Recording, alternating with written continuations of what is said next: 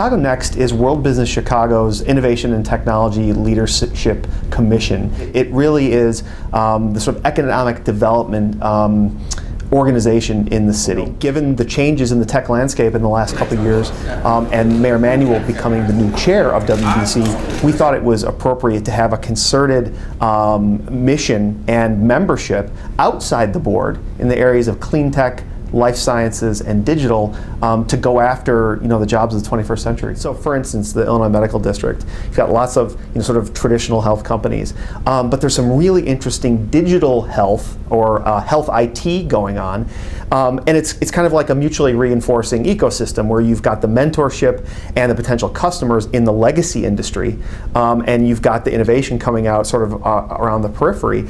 Oftentimes Chicago is sort of dinged for not having a marquee industry like LA's got film and things like that.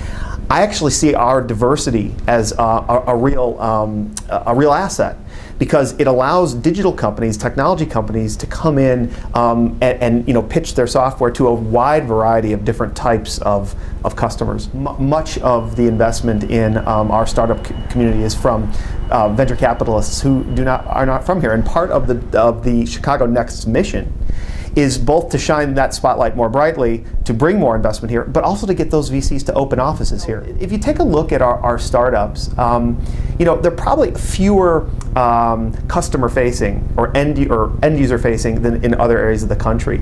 Now that may be a consequence of professional services being so big in Chicago, but I also think it's about really solving tough business problems. I've heard it's said that Chicago does IT with a capital B, meaning business, and I think that is reflective of the kind of work ethic in the Midwest. One of the challenges that we are putting together for Chicago Next actually is to formally pair the traditional business problems. Go to the Walgreens of the world, go to the Abbotts of the world, and say, what are your problems that really only a nimble startup could solve, right? And then get the examples that you cited, Daily Deals, Groupon, and have. There was a center of gravity around that pulled lots of things into it.